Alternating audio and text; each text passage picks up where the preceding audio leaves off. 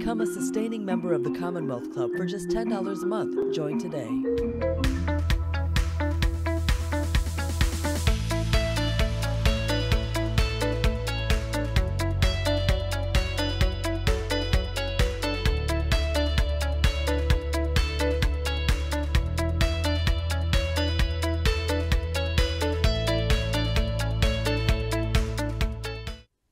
Hi everyone, I'm Crystal Contreras and I'm the Director of Inforum at the Commonwealth Club.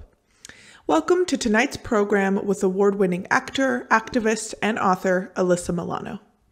She will be in conversation with fellow actor, director, and Time's Up Leadership Board member Amber Tamblyn. If you'd like to ask either of our speakers a question during this program, you can do so in the chat or comment section of the live stream that you're currently watching. The Commonwealth Club has gone full speed ahead with the full slate of live and online programming this fall. We ask that you consider donating to the club to help us continue our work this year and beyond. Please visit us at commonwealthclub.org/online to learn more, and you can also click the donate button you see to the right side of your screen live during this program. Now, please join me in welcoming Alyssa Milano and Amber Tamblyn to Inforum. Hi, everyone. Hi, welcome to the Babysitters Club Treehouse Party Emo Girls Punk Rock Extravaganza with Alyssa and Amber. It's actually our launch of our new podcast. Smash that like button. Hit subscribe. Smash it. What happens in the dark stays in the dark. Hey, who's got a tampon? You know what? Alyssa and I go way, way, way, way, way, way back. It is my absolute honor to be here tonight to celebrate her gorgeous, gorgeous book, Sorry Not Sorry.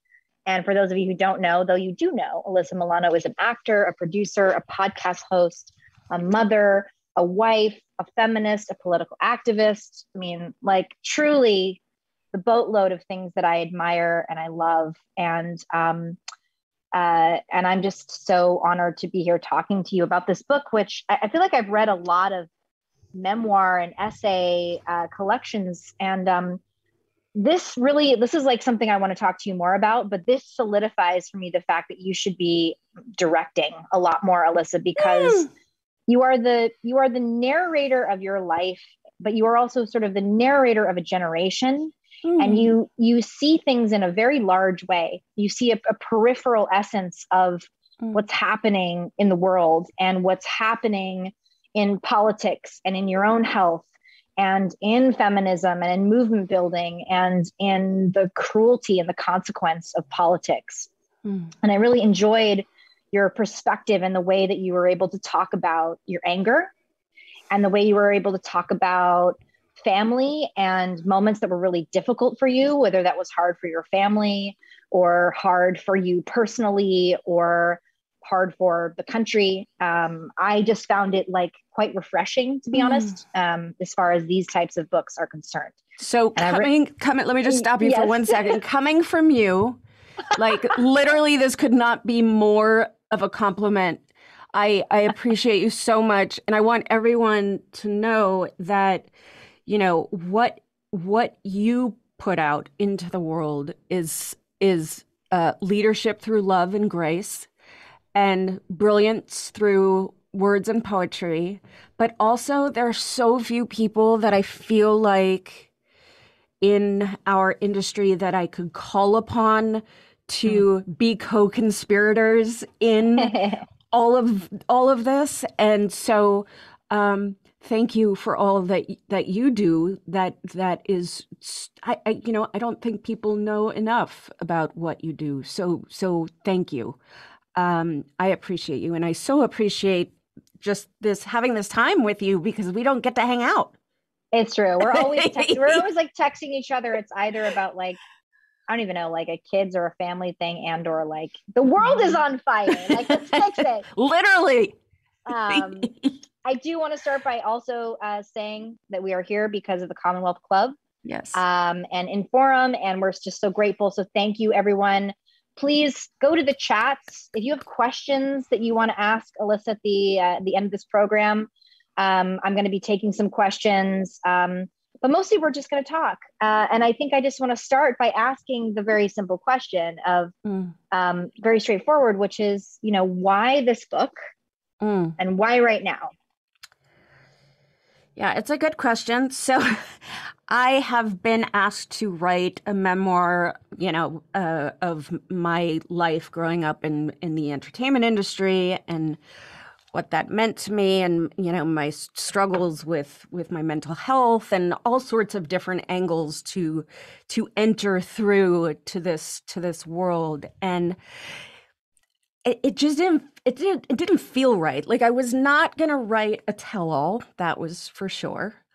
I knew that it had to include my activism, but I didn't know how it was going to unfold. And then I got COVID, and I already signed with Dutton. I promised them that I was going to write a book. And so I had to write a book, and the book took a very different shape after I survived COVID because I was incredibly sick. And it became important to me to almost write like an alternative history or textbook about this time that we are living through, and give it, because I know that we're going to be talking about this time. Our children will learn about this time from a very specific perspective, which is the hardships, how many people died during the pandemic, the political and social struggle of the nation, our global place in the community, all of these things. But what would be missing was our personal history in that.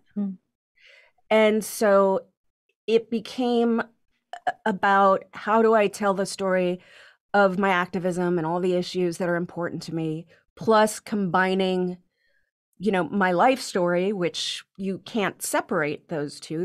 There's very specific moments in my life that led to where I am right now, but also to give my kids something that was going to fill in the blanks for them about the emotional and the passion of the struggle that self-aware, self-conscious people not only face in their lifetime, but also, as a political, social construct, what that all means moving forward, and how I hope they remember the beautiful things about this time. It's important to know all the things about this time, and it's important that they recognize how hard it was. But I also want them to know that me and their dad danced in the kitchen with them in between us on nights that we didn't know what else to do for them. So so that's kind of what it evolved into. And to be honest, I don't think that I knew it was going to be a book of essays even. I wrote a few of the essays, and then I was like, how am I going to thread this together? And it was Dutton that said, you know what, maybe you don't have to. Maybe you're more comfortable just doing some essays. And so that relieved a lot of the pressure that I was putting on myself of like, what story am I trying to tell? Yeah, I think if there's ever a time to do it, it's now as well, because things feel so fractured and separated, and yet so connected in this like larger web of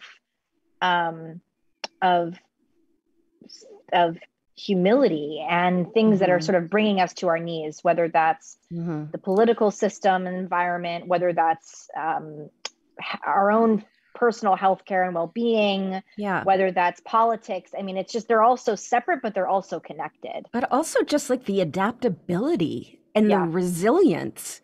It's really mind-boggling. I mean, we walk around now like there's really no pandemic happening, because we've learned to adapt with the fact that if we want to have, some sort of social life or continue to build relationships or businesses, that we're going to have to function in this space with masks on. I mean, it's just what, I mean, the country is on fire most of the time. Most of the time. I mean, there's some wildfire going on, and we're like, no, it's fine. We'll just migrate inward. It's fine. Climate change, it's not a big deal. It's fine, guys. We got this. You know, and it's mind-boggling to me the lack of prepared we all are, and yet we can still go, you know what, this is going on. We're gonna have to move through this and figure out, figure it all out as we go along. So you mentioned a minute ago the sort of inability to separate the personal and the political, and I think that is, to me, one of the things that I gravitated towards you with as a friend and as an activist and an organizer, and even as an actress, I mean, in our business. And I kind of want to know a little bit about your origin story, and not as an actress, because we'll get to that, but I want to know your origin story. And you talk a little bit about this in the book, but when you felt that those two things were inseparable, was there a moment, was there a time in which you said, like, I've been this kind of an icon.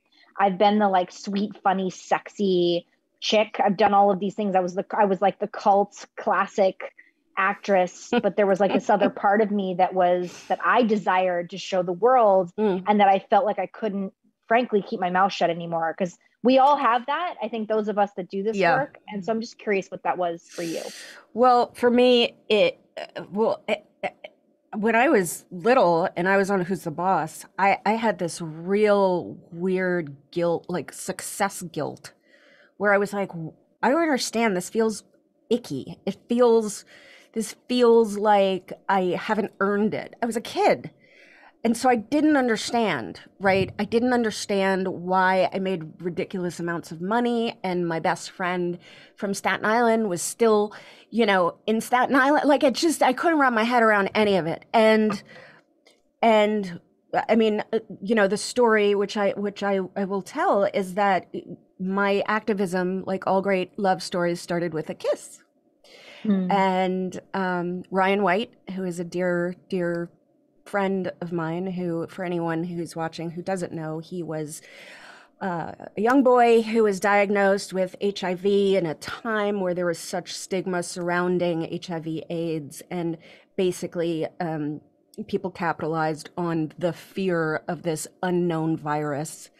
And he contracted the virus from a blood transfusion, which was very different than how we were hearing people got HIV. And I got this really random phone call from Elton John one day, who was like, I've got this friend, his name is Ryan White, and he's, he was kicked out of school because they told everyone that he could give HIV/AIDS to his co-students, and he would love to meet you. And so I did, and I met Ryan, and I don't know, we connected, I think, on this feeling different than other people, and this othering that was both part of our lives. And he asked me one day, he said, would you go on the Phil Donahue show with me and kiss me to prove that you can't get HIV/AIDS from casual contact? And I didn't even think twice about it. I was like, yep, that's exactly what I would love to do. And that's the moment that changed my life forever in a really profound way, because I realized, like, oh, this is why. This is what I can do with this that makes sense. This is what I can do with fame that doesn't feel as icky. And so, when people say to me, how do you deal with the trolls? It's like, you want to talk about trolls? Let's talk about being 15 years old and being trolled for kissing someone with the HIV/AIDS in the middle of, so many lies about it. Of course, there was no social media then, so I would just get I was just going to say hate mail. Yeah, I got hate mail. I almost miss it, don't you? You're I like, do. You could or couldn't open an envelope, and you didn't give it. now. I do. everywhere. Like there were no alerts, someone else could read it first. Anyway, so that was the first moment. And I did, a lot of, I would say, more humanitarian philanthropy work.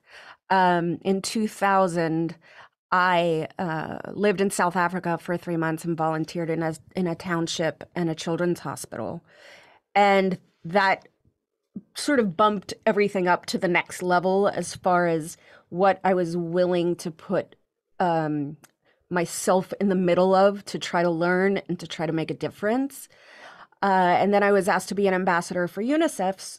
So I was blessed and was able to travel the world to really see the despair in humanity, the hardship that is not, unfortunately, not unique. And, in 2000, when Gore had the election stolen from him, that's when the political activism started, where I was like, you know what? I'm gonna take this. I'm gonna take to the next level. To the next level, and it's probably gonna make some people upset, but it's what I felt like I needed to do. And so that's also when I started driving people to the polls, which is what I still do. I drive complete strangers. I love that. It's so fun. What I do in my local place, my husband and I live in upstate New York, but I've been registering people to vote there. I mean, I've been a nerdy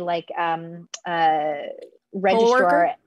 Poll worker since I was 17, since I couldn't vote, and I was like so nerd. I was so very Tracy Flick about it. So I deeply identify with that. And how do you feel? I guess do you feel like it had crossed over, especially in the last 4 years since Trump was elected and the years leading up to that? But do you still feel? How do you feel about this crossover into social media and the effect that it has taken on your personal life, if we're going to get real? Because it does take a toll. It takes a deep toll, whether you are an Alyssa Milano or whether you are somebody else who's doing the activism and movement building work. Or even just influencers that post, pictures of themselves I'm really torn. I'm torn because I want to know about the confliction. So tell me about that. Great. Okay. So on the one hand, it's like any other tool, right? You can have a hammer that is a tool to build things, or you can use it to kill people, right? So it's sort of that same concept of it's how you use it. And I can appreciate, because the way I didn't understand Twitter, I didn't get it. My mom told me to get on Twitter. I was like, I can't. That's hilarious. I can't, Mom. It's just like another thing and I can't do it. And so what happened was I started following, somehow the algorithm got it really right. And I started following protesters on the ground in Iran during the Arab Spring. The Arab Spring, yeah. And it was the wildest thing for me because, we weren't getting anything from the news because the media was blocked out. And so I was getting these firsthand accounts from, youth protesters that were hiding in closets. And I was like, oh, this is time travel. This is time and space travel. Like I am in Iran with these people. My heart is there, and I could actually use this moment to share with my followers what's going on there, because maybe they're not seeing this. And so that's how I sort of started using Twitter. And it wasn't as volatile. I mean, obviously so much has happened as far as people taking advantage of our First Amendment, mistaking harassment for First Amendment rights. And there is a difference, everyone. There is a difference. There is. You can have the freedom to say whatever you want, but you cannot harass people, especially on a business platform where a CEO and an entire board get to decide what their platform is used for. It has nothing to do with your First Amendment rights. Anyway, so that part drives me nuts. Obviously, we have had some bad actors, and I don't think they're all in this country, who have tapped into the power and the algorithm of the tech side of political persuasion and propaganda, and it's hurt the entire country. It's hurt the entire world. And the thing that is so upsetting about it is, instead of our news networks taking the high road and saying, they actually went along with it, and everything started to feel like a soundbite. Everything started to feel like a soundbite. And the art of, I talk about it in the book, like, just imagine if Trump and Lincoln had a debate, what that would sound like. One of the greatest orators the world has ever known, with this man who can't string a sentence together. And, the debates were a perfect example of this. They made it seem like we were about to watch the Super Bowl. Yeah. Like everything was about, graphics, and in this corner we have, and it just, I don't know how we come back from it. I don't know how we come back from living in our silos and living in these echo chambers where we are not able to have the tough conversations with people with opposing views. It's so dangerous. Well, I think the lack of having them in person too. And so the last 2 years especially has made it even harder, because everything is done virtually. If you and I were right now sitting at the Strand Bookstore in New York City, or at the 92nd Street Y, there'd be a guarantee that somebody would be able to ask an uncomfortable question, and we'd be able to have like a tough public forum and conversation about it that might result in people understanding each other differently, which is what I live for. I live for the blood of that. I mean, to me, one of the things that was so thrilling, I come from a mother who was a council facilitator who works in schools in the LA public school system. It's amazing. And I've worked with sitting in circles and not being someone who pivots towards the most offended person in the room, and learning how to do that didactical work.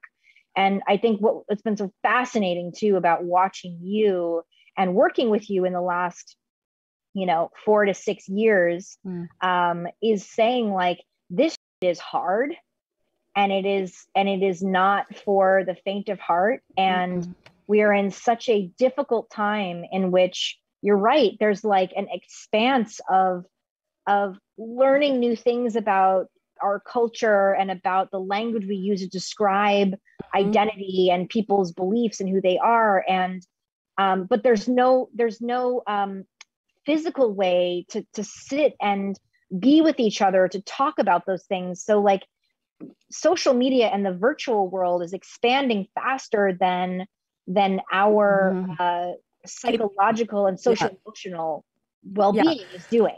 But can I say that also, I think that that's why being in the public eye and being opinionated and getting it wrong is sometimes more important than getting it right, because people get to learn from our mistakes about language and about how to listen to those closest to the pain, and all of those things as activists that we sort of have to learn the hard way. We do in a very public way, and I think that there's something very special about that, because people could say, "Oh, you know what? I remember she got for using this, or whatever it is." Yeah. And so we are almost like the bridge between getting it really politically correct and allowing ourselves to fail so that others could get it correct. And right. And that's, I think, important. Plus, I mean, I don't know about you personally, but all the growth in my entire life has been in the uncomfortable moments. So why wouldn't we also allow that grace in social political moments? Like, let's sit in the discomfort. Like, I'm okay with it. There's that great Henry Miller quote, all growth is a leap in the dark. Yes. And I use that all the time because it's also a reminder to myself of the same thing of like, you are never going to find the better version of yourself and what you have to offer this world if you are sitting comfortable. Right. And that is like a really hard thing for Americans to evaluate and to take into consideration is their own introspection.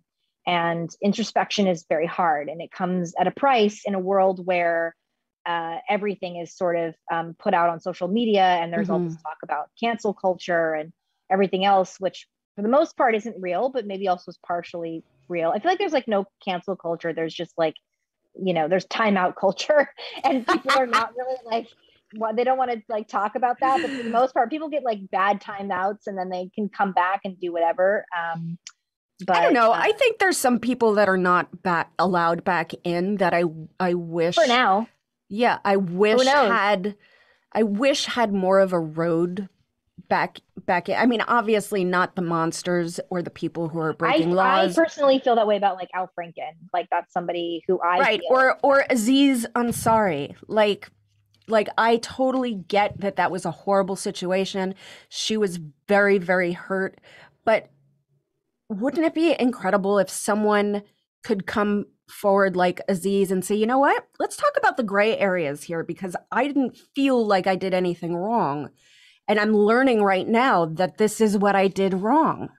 And so I'm going to learn from that, and let's move on. And let's all learn how to be better men from my mistake.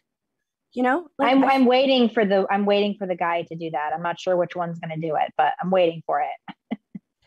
Yeah, there might be one along the way. We'll see. I hope so. I mean, it would be like, you're like, I don't know. I still just wouldn't wait for it. I mean, it's hard, you know. And I'm married to a comedian. Like I know the feeling of sensing that the world is changing around you. And I have felt it myself. I'm 38 years old, and I consider myself pretty much in the know and pretty open and understanding of how the world is vastly changing, and wanting to be a part of that change. But it is scary. It is a scary, condensed force that we are experiencing in this country that has been further propelled. And so I want to like talk a little bit more about the political stuff too. And then I want to talk, want to like go backwards to some acting questions, but I do want to know, like, you are so centered in political movement building now. I feel like if I need to know like the in of what's happening and what's going on, I text you. I'm like, Alyssa, hot tea, give it to me, boil, scalding, burn it in my mouth, give it to me.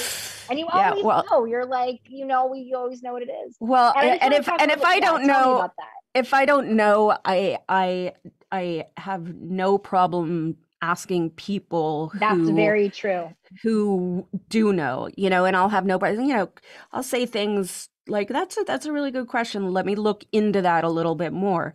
You know, and it just piques my own interest. But I don't know. I think, you know, it's and I know that you get this, but it is a very symbiotic relationship to be almost straddling both sides of the fence, because the politicians need activists to propel their policy forward, and activists need politicians to propel their issues forward and to make it. So to have both sides and to be able to have access to, you know, the grassroots organizers that are on the ground in all of these states, where I could get like the real inside story, but then also be able to call state legislators or you know, elected officials and say like, what's going on with, you know, all of the voting machines that were found in the warehouse? Like what is that? So it works really it works really well together. Yeah. You know, and I do think, sadly, there are very few people now, in my experience, I can say, there are very few people that are elected officials on either side that are still in this for the fight and the right reasons. It always feels like there's a give and take, like, oh yeah, I'll get you that info. Can you tweet this out for me? And like, there always feels like there's, I'll scratch your back, you scratch mine type Right. of thing. Right. And it's really, that the challenge in all of it is figuring out how to manipulate to get the response that we want as activists. Mhm. And so, you know, that's just the most honest version of how I can answer that question. I mean, it's there are very few people where it feels like they're leading from a place of love and service. Yeah, when it's not coming from a guileless place of the scratching the back situation, like but a selfish fundamental change. Mhm. Yeah. I know people are here to see Alyssa, but I'm just going to hold your book up again because I want to remind people to get this book, to tell your Thank friends you. about this book, to get this for your young feminist friends and nieces and nephews and everyone in your life, because I think this book is really powerful, and it really captures a life that is singular and very special, and that has a really beautiful, profound duality between the entertainment business and politics and life as a woman, which is singular in its own right. But your story is particularly unique. Do you ever feel like, you have to, and this might sound cheesy, but like have to make a choice between like acting, producing, directing, like doing that part of your life that you've done for so long since you were a child, and this other part of your life, which now takes up so much of your time and so much of your space. And do you ever stop? And it doesn't have to be the truth or the totality of it, but do you ever feel like I have to give up one for the other? Like, this is too much for my life. And especially, I'll just say, post having COVID and all the health issues that you went through with that, the exhaustion. You know, you and I texted a lot about that. And I just want to know if you feel in this moment like there's some things I wish that I could give up a little bit more for the other. And I don't think anybody would be mad at you if it was one that didn't sound as couth as the other. I think I have always been the type of person to not have any real specific plans about the outcome of my career and life, and really take advantage of the opportunities that I'm given. I realized a long time ago that, especially in our business, the idea of searching for balance is something that would just hurt me in the long run and make me feel like I was less than a complete human balancing all of this out. I think that this idea of like that we have to figure out this balance between like motherhood and producing and, you know, whatever our dreams are, wherever like the wind blows us, is, for me at least, it was setting me up for failure. So what I've learned to do, and by the way, again, this might change. It might change because this is how my life sort of has always been. I try very hard to just be present and in that moment. So if that means that I am, you know, at a protest, I am there. I am not worrying about, you know, the kids or the pitch that I've got to do next. I'm just present and in the moment. And so, and that goes with acting and producing and writing as well. Like, I just try to devote my wholeness to the task at hand. And that works really well for me as of right now. I mean, I'm tired. I'm not going to be like, I'm great, I'm full of it. I mean, I'm tired. Politics it's exhausting, and it's most of the time not fun. And there's very little reward. And when do you feel like, honestly, when do you feel like you are at your strongest with political work, with any of that type of work? Like, when do you leave, when do you close the day out and you go like, I did some good today? Like, I feel like I made something. Like, is it like, when you connect people, or when you feel like you've helped something go viral that needs to find a voice? What is something for you that has that effect? It's rarely that. I think for me, I get rarely the viral moment. I think for me, I get great joy from helping people. Like, it's just, that is where my fulfillment lies. And that can mean lots of different things to lots of different people. But for me, it means trying to fight for the most vulnerable. And so when I feel like, or to storytell for the most vulnerable. So when I feel most successful in like a day is when I could say, you know what, that's going to make a difference in either this group of persons' lives or this person's life or whatever it is. And I also want to say is like, my work isn't always big either. My work is also about community and service to the community, and can be very small as well. And I think that that's an important thing to say, because I don't want people to feel like they can't contribute. Everyone can contribute. I heard Richard Branson say the greatest thing once. He was talking about how his hope in his philanthropy is to empower everyone to take care of their own circles. Nice. I like that. Yeah. Therefore, at some point, all the circles start to overlap. And that's when the world truly changes, is when. Yeah. So I try to keep that in mind as well as the bigger picture.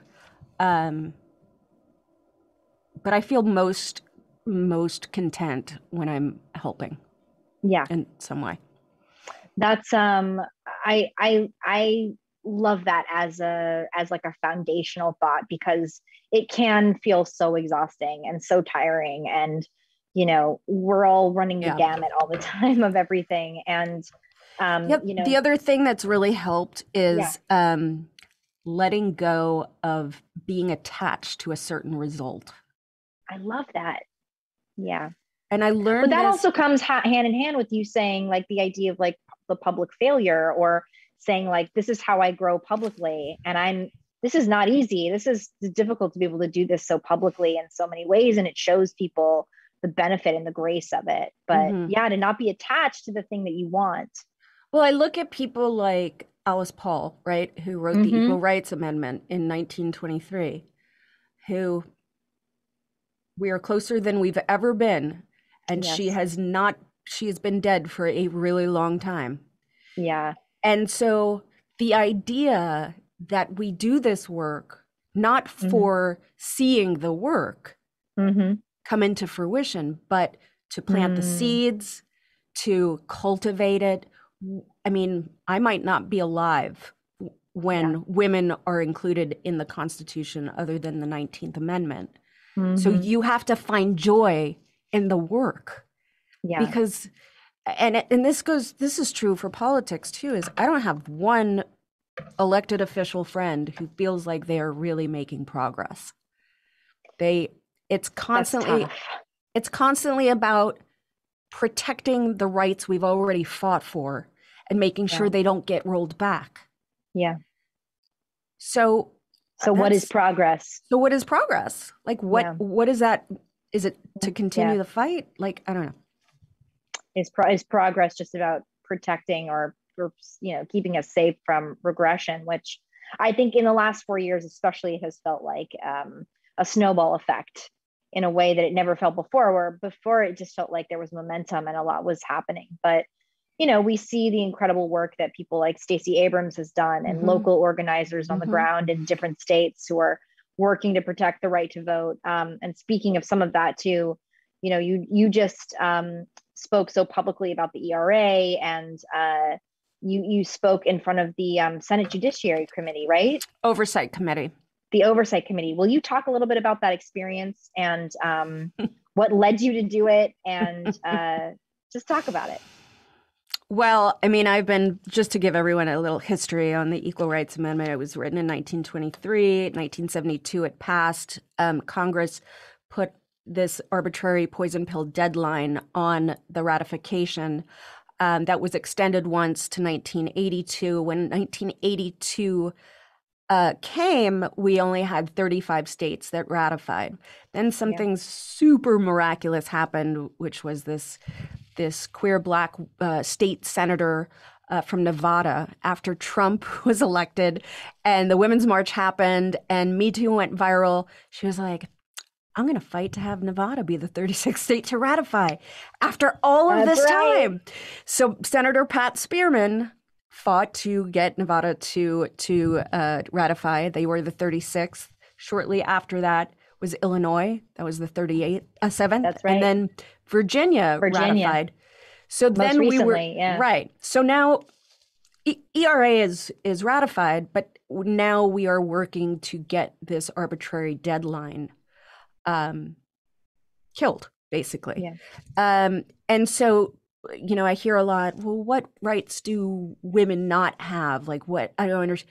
And honestly, we have no... Women can have it all. Sexual harassment, rape, unequal pay. We can have it all. Mm-hmm. Right. But also, like, lawyers have been able to manipulate the 14th Amendment to also include women. Women didn't have the right to vote until the 19th Amendment. That was 5 amendments after the 14th Amendment. So clearly the 14th Amendment did not include the right to vote. So anyway, Congresswoman Speier has a bill to lift the arbitrary deadline and hopefully get the ERA printed and published in the Constitution. And I was asked to testify as a modern woman who advocates for equal rights for women. And it was stressful. It was because I feel, and I don't know if you feel this way, but for me, I've always felt that like I have to work extra hard to overcome the image of being a celebrity. Yeah. So it's why I take classes all the time. I love to study. I research. I mean, I have my office this is the only neat corner. It's like a beautiful mind in here. And so I studied really hard, but it was stressful because I was like, this would actually change the world. Yeah. Yeah.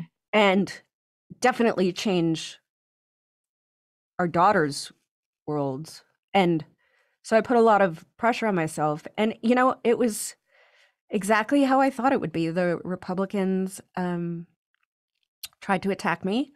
But I was very, very, Katie Porter about all of it. I stayed really clinical with my notepad and I just, tried to, And so it was good. At the end of the day, I felt very good about what I was able to accomplish with that hearing. And, it was Ellie Smeal. It was all of these incredible feminists. And I felt very, at home, but also like I need to make these people proud because I can't be given this opportunity and not do it to the best of my capacity. So can you tell me a little bit about writing this speech for that what you actually like read to them and spoke about? What was that like, the experience for you, especially having now, written a book? Talk a little bit about that process, about how you prepared for it and how you wrote it. Well, it was interesting because I actually testified at a ghost hearing, a shadow hearing, they call it, a few years ago for the Equal Rights Amendment. And my perception and perspective of what it was then and I went back and I read that speech before writing the testimony, and it was vastly different than the angle that I was ready to attack on this time. And so what I went into it thinking is like, listen, we've ratified. Like, this is done. We won. Like, that was one of the lines, this is not a debate on whether women should have equal rights in the Constitution. It's done. Yeah. That debate is over. We won. Yeah. And so I wanted it to be less, and in the shadow hearing, you can watch the video, it's on YouTube, but I started to cry in the shadow hearing years ago. And this time I was like, I am not crying. I'm going to be so damn strong. And so I wrote the testimony without one opportunity to well up, because I knew if I gave myself any emotional connection to that testimony that I was going to lose it. So I stayed really stoic, and I was like, I'm going to write this speech so it's impactful, but it doesn't allow for the opportunity of me to look weak to these people who are going to pounce anyway. Yeah. That's, oh God, it's going to pounce anyway. Yeah, that's a great point. And the thing, it's very intimidating. There's a time clock. There's like a clock. You only have 5 minutes for your testimony. You put on your microphone and everything. And you go. And they had technical difficulties. So in the middle of my testimony, they stopped me for like 12 minutes. And then I had to go back in. And their one witness that was in opposition of the Equal Rights Amendment actually leaned over, and she was like, boy, that really probably messed with your momentum. And I looked at her and I was like, I'm an actress.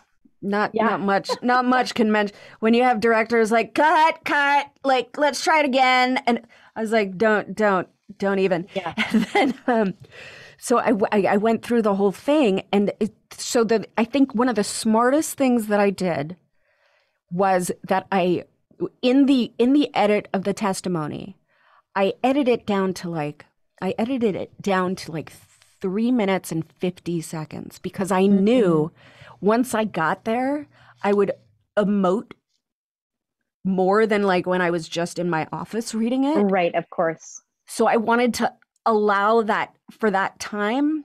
And so it wound up being perfect. And everybody else was long in their testimony and got cut off. So I felt very good about just being just that.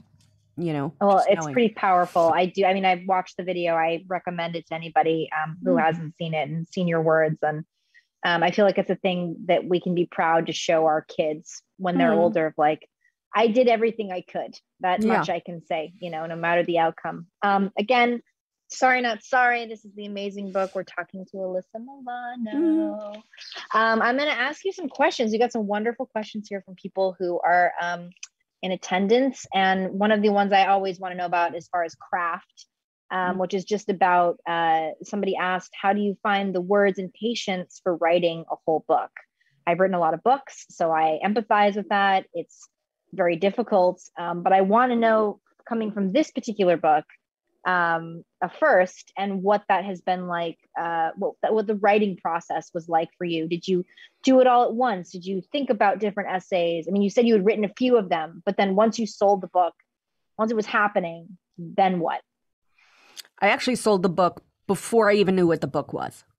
Right. Oh, that's right. And but you had a few essays, right? That you were like, after Dutton gave me this opportunity, I was like, oh, I need to sit down and actually figure out what this book is. Right. It was going to be a memoir about my activism. I was not ready to. I did not think that I would get as personal as I do in the book, and that evolved out of having COVID and feeling like I almost lost my life, and I needed it to be personal. Yeah. So the process was a lot of editing and re-editing and a lot of rereading and and I had a great editor. Mm-hmm. And, my husband would be incredibly patient and read things. And, once I knew that it was going to be a book of essays, again, that I didn't have to like thread it all together as like a beginning, middle, and end, it became a lot less daunting. I wrote a book about baseball many years ago. Mm-hmm. I've written 4 children's books for middle schoolers. So I went like a little, because all of those endeavors were not, I also wrote a graphic novel, which is really bizarre, but it was all of those were not really like the grown-up eloquence that I knew that I had. They were also me. not as personal as this is. That's true. But I knew that I wanted to make it rhythmic and poetic and those things that I knew I had in me. So it was just about fine tuning and editing and going back, and it really helped doing it in essay format. It's not, I mean, you write a lot of, you write like incredible, not only poetry, but you also write novels, which I don't understand at all. like that's just mind boggling to me, but also you write a lot of op-eds. Mm-hmm. And so writing a book of essays is not unlike very true writing op-eds, where you have certain things you want to talk about real specific topics, and you just dive in and you go in and you re-edit. And, yeah. And you have research. A whole chapter in here about Ruth Bader Ginsburg, which is a much bigger topic about, women, and it's just really powerful. And I think like every woman this last year can remember and will remember their entire lives exactly where they were when she died. Mm-hmm. I was sitting on a street fair on the ground in the middle of Vanderbilt Street in Brooklyn, and saw it on my phone. And I was with my 3.5-year-old daughter, and like, I just didn't even know how to process it. Mm-hmm. And I sat there and sobbed in the middle of the road because they had blocked all the streets off. But it's just such a, like, I love that I don't love, but I felt it. The way that you like said in the opening sentences too, you're like, Ruth Bader Ginsburg's dead. And that's happening. This is past news, but you're reading it while happened for me while I'm writing it. And to that end, like, because I have like a bit of an answer, but I'm curious yours, like, as far as advice of writing, and like that, you could have made that in those first few sentences in this book a much bigger pontification about, this moment in which you learned about Ruth Bader Ginsburg dying while you had died while you were writing this book, but you're just sort of, that's who you are. You're like the nuts and bolts. You're like, this is what happened. Mm-hmm. Here's why it sucks and why it's painful and what we can all do about it. But like, is there anything that you want to give like advice wise? Yeah. I mean, I think as far as writing or even producing any of that stuff, I think storytelling is really important. I think we often don't realize that our words are such that that if we think of it in a stream of consciousness kind of way, chances are, if you write it down, you'll be able to work it so that it will have specific meaning. And so there are themes, there are sentences. I mean, I knew what I wanted the last word of the book to be. Do you know what? Beautiful. I love that. Do you know what it is? No, tell me, because I have 2 chapters left. Just look at the very last word. I'm so excited right now. Can I say what it is, or should I not? Sure. Beautiful. Gratitude. Gratitude. Yeah. So really beautiful. I think who taught you about gratitude? That's a really good question. I don't know. In your younger years, or is it? I don't remember. Maybe it'll come to you. Or maybe it was just always Maybe it's always not there. something, maybe it wasn't something that was a moment where I learned it, but maybe it was by example or, you know, I don't know. I had a writing mentor named Wanda Coleman, who was a poet. She's sort of the unofficial poet laureate of Los Angeles. Brilliant poet. Died several years ago, but I remember growing up when I was a writer, and she always said that there's no such thing as writer's block, and that is just when the muse is sleeping, and that we are always like forcing productivity and forcing creativity to a degree that the muse inside of us doesn't want to do that and doesn't keep up. And the best thing we can do is to let her sleep when she wants to sleep, so that when she's ready to create, that it's there for us. And I think that was such a profound shift for me as far as like professional writing advice too, to just have a moment to say, I can't do it all the time, every second. And just because it's not there in that particular moment doesn't mean that it's not ever going to come back. And I always just love that. So if people are feeling frustrated about their writing or about their creativity, to just remember that sometimes we're just absorbing, right? Like, especially in 2020, I don't know if it's like you need room to breathe.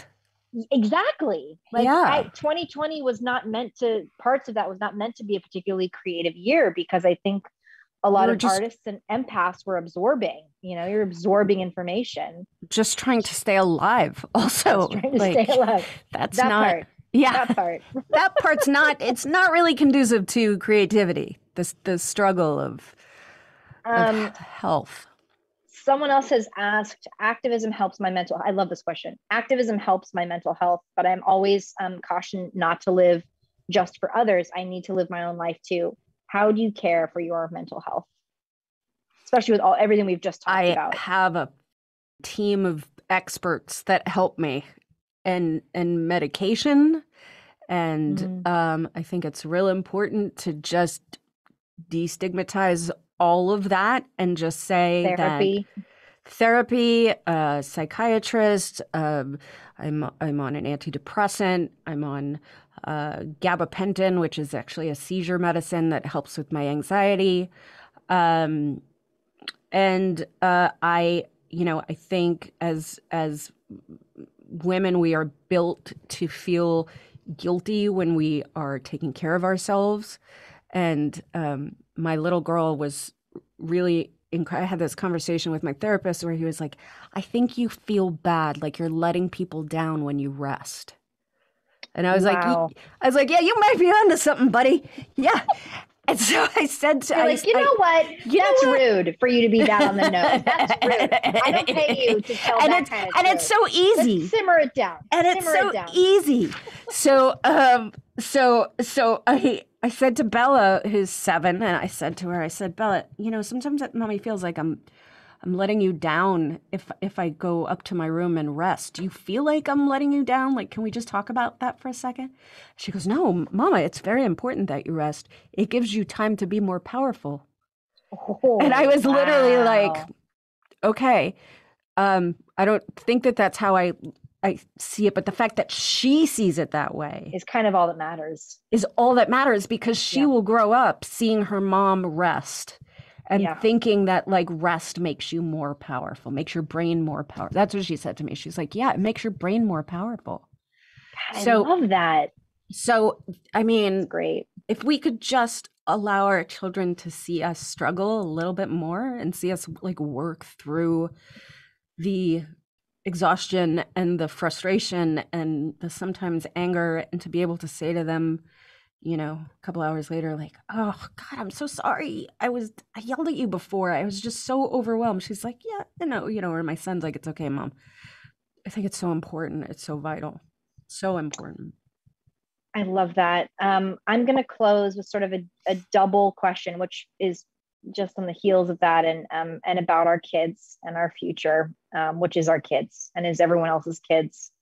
And how do you sort of have tough conversations with Bella, with your family, like especially with younger children, about climate and bodily autonomy? Is there any like advice you want to give as a mom to a daughter?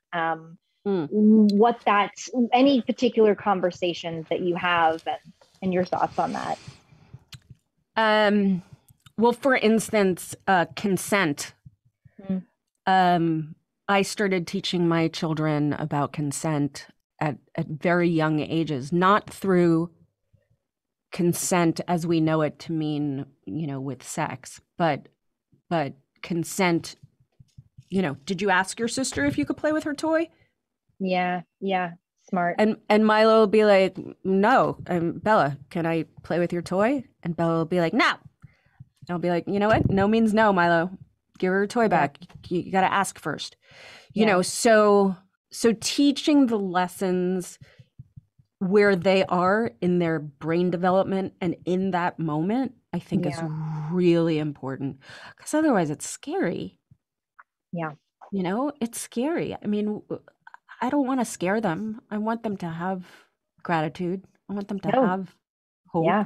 I want them to have all of those things, but I also want to protect them and but I also want to inspire them. But I also, it's like there's so much, but I also's about parenting. But it's, I mean, it's the scariest thing I've ever done in my life. And I'm really honest. I'm not going to, and there's a bunch in the book about it. I'm not going to say to women like, just, it's scary. I lay down at night and wonder, like, did I f them up today? Like, how much therapy are they going to need because of that one thing that I said, so it's, I think we are, society wants us to be like, oh yeah, it's all so beautiful and it's the greatest thing I've ever done.